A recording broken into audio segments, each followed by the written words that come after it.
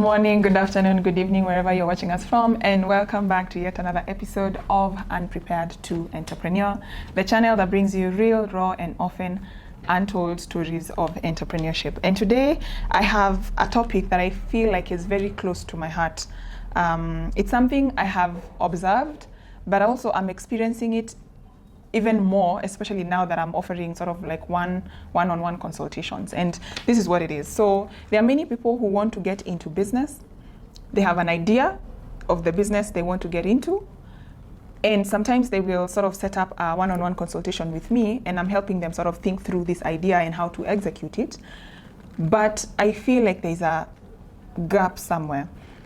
Most of the people I have met have sort of like a history in their corporate career or in other businesses or working from a family business, for example. They have some level of experience.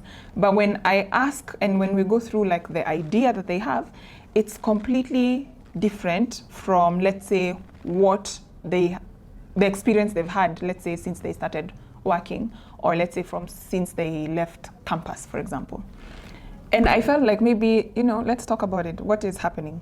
So to sort of break this down, I want to talk about a friend of mine called Steve. I'll tell you who Steve is, I'll tell you what he does, and I'll tell you what his business idea is, so that then you can begin to understand what I mean. So Steve is a friend of mine. He works at a grocery store. Not even a store. You know those corner groceries in the estates? That's where Steve works. He is like a helper in the fruits and vegetables. Like when a customer comes and they want fruits and vegetables, Steve is the person who will help you select the best fruit, help you with the packing and carrying your stuff to the car or something like that. So that's Steve. Over time, we've become like really, really good friends. So when I go there, we sort of like chit-chat, hey, how have you been? Since I saw you. He also follows me on TikTok, which is nice. So he gives me feedback about, let's say, a TikTok live from last night or something like that. So we've become very good friends with Steve. So one day I go to buy fruits, and I give him the list of the things I want, and he picks from my list, and then now he's sort of like packing and helping me carry to the car. When we got to the car, we started like chatting about general things about life. And Steve tells me he has this big dream of opening this business. He has this really good business idea. And I engage him, and honestly, I was like, if I can help you in like setting it up, I would. I could, at that point in time. And I'm sure he was telling me because he was like, I want to hear your insights. And so Steve opens his phone and shows me the business idea. So he had a couple of photos saved on his phone, beautifully manicured nails, beautifully pedicured toes. Pedicure is for toes, right? Yeah. And manicure, yeah. So he shows me the pictures, and he's like, his dream is to be a nail technician, and he can't wait to let's say like make this particular type of nails and this one, and he was so passionate about it when he was showing me. And I was like, that's interesting, because when I look at where Steve is and how he does his job, and because I've bought fruits and vegetables from that location for like a really long time, I wondered why he didn't see that as a business opportunity, and instead he's looking there. And so I started I tried to ask him, okay, so why haven't you started? And he told me, he's looking for capital and stuff like that. But the business he's in right now, the work that he offers, he can easily take that digital, like on WhatsApp or on Instagram or on TikTok, and it would even be like a bigger business, a scalable business, in my opinion. And so I asked him, have you ever thought of, let's say, doing fruits and vegetables distribution online? And he was like, yeah, I wasn't sure, I can't remember what he said, but he was really hell-bent on the becoming a nail technician. And now, literally every time I go to buy fruits and vegetables, I'm always asking Steve, how is it going? Are you now okay? Are you thinking about the distribution, online distribution of fruits and vegetables? And this is like a conversation that we have, and he's like, oh, I'm thinking about it. So anyway, I did this to sort of like paint a picture for you. This is a scenario I have seen this week. I have had like, I think 10 one-on-one consultations, and I would say 8 out of the 10, the person who's coming to me for consultation and have this business idea versus what they are currently being paid to do, because some of them are in employment, or the experience they've had up to this in their life up to this point, versus the idea they want to sort of bring into the market, like create it into a business, are like worlds apart like this. And it got me thinking, is it that we do not spend enough time to understand what we have in hand, or are you feeling like, you know, what you've done cannot be monetized, or what exactly? I don't know why this thought process is the way it is. I just know that I had to come and have a conversation, and it's something I want to understand. If you have a business idea, is it linked to what you're currently being paid to do, or is it linked to something you've done really well in the past, or is it completely independent? And why is it independent versus, you know, growing or starting a business from a foundation of what you already know best, what you are already getting paid for? It's a phenomenon I want to understand. And I feel like that's how we find ourselves in a situation where most Kenyans, you know, see a business idea and everybody's saying, oh, farming onions is making really good money these days, and everybody goes to farm onions. And nobody sits to ask themselves, what do I have in hand that can support that business venture to be successful? Because if you're learning everything from scratch, your learning curve is pretty steep, and your chances of getting it wrong are high. However, if you're learning from some level of experience, especially execution experience, then the experience would be very different. Look at it this way. If Steve, who is already like a really nice guy, I like it when he serves me. Like when I go, I just ask for him. His customer service is really good. So he already understands how to serve his customers. He already understands how his customers like their fruits or vegetable selection.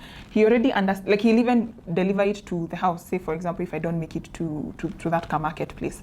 So Steve already has something in hand, but either he can't see it or he doesn't imagine it's valuable. I don't know which is the case. But if Steve decided, okay, I want to grow this into an online platform that people in this location, and there are many apartments around, people in this location can be ordering. I can offer them convenience. Already what they're getting there is fresh fruits and vegetables. What if I extend it and offer convenience?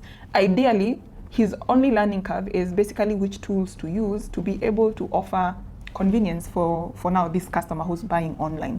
But everything else, he already knows and understands, and is already, like, it's a job he's already doing and he's excelling at. That's how he has that job. Versus if he started a nail tech business and now he has to learn about different products, about different shapes of nails, about different designs, about getting his own client base from scratch. How do you actually work? How does this business work? He would be starting from scratch. And so I wanted to sort of do this video to trigger your thinking. If you're about to start a business, a new business, why don't you consider, from what we've just discussed, why don't you consider looking at everything you have in hand? And I want you to look at it from a glass half full kind of situation. Look at and go deep. Don't just look at it from surface, from surface level. Go deeper. Think of, let's say, every church project you've ever been involved in. Look at every community project you've ever been involved in. Look at all the places you've worked, whether the work was paid or unpaid, whether it was an internship or it was volunteer or you were actually paid for that particular role. I want you to look at that. Get yourself a pen and a paper. Then look at all the projects that you covered within that role. Whether it's a small project, like let's say if you're in digital marketing and you were involved in a certain campaign that ended up, delivering really good results. Write it down, which campaign, what worked about this campaign, which part did I play in, Go, basically, and this is an exercise, you don't have to do it in one sitting. You can do it like over a couple of days. But truly, after that exercise, look at the notes and ask yourself, what do I have in hand that I can build on? This is how you end up with a business that is uniquely yours. So you're not copying the next person who's doing onion farming. You're not copying the next person who is being a social media a content creator or influencer. You're not copying anyone. You're literally building it from who you are and what you are and where your strengths lie. And I feel that will most definitely give you an edge in terms of, there are other things that are involved, but that I feel like that should form the basis of where you start in terms of, I want to build a business, what can I build it on? you build it on your already lived experiences that offer value to that new business venture. Wow. I hope this was helpful. It was really burning in my heart, and I wanted to share it. I also want to hear your perspective on this. Is this something you've experienced? Have you completely started a business that is completely different from, let's say, the things that you're good at, that you're known for, or that you're passionate about? And how did that go? And also, I would like to hear from people who have sort of stuck to what they know best, to what they enjoy doing, to what comes naturally versus not going, and veering off of that, and how did that go? Leave your comment in the comment section. Let me know if you enjoyed this type of content, and I will try and do more of this. Also, if you have an idea, a business idea, and you would like my input on, this is where I thrive. And let me tell you, life is interesting because dots connect. Sometimes when you're going through something you don't quite understand, but when you look back, then you can see how the dots connect. Because for years, I have been in the market trying very hard to sell software solutions to businesses, small and medium-sized business. I used to really struggle to sell, which is something I talk about, but I have also applied, like myself, I've really tried to learn how to sell, and I'd say I'm way better than I was those days. But because of that experience of me selling software solutions for 7 years, it means I have deeply interacted with different industries in different markets, or then they all they're all different sizes, some small, some medium, some large, and it has given me sort of like a different perspective in terms of how businesses are run. And especially because I could literally go into a business, and when you're doing the discovery call, I can tell why this business is winning, and so that has given me a lot of experience, and it is that experience that I'm currently using, that exposure, to guide you, the person who is looking to start their business. I really would love to hold your hand. The link is in the description box if you'd like to book for a one-on-one sort of consultation. And but let me know, what do you think? Should you build afresh, or should you build on what already exists? And what do you have in hand, right? I want to hear, what do you have in hand? Thank you for watching if you got to this point, and I will see you on the next one.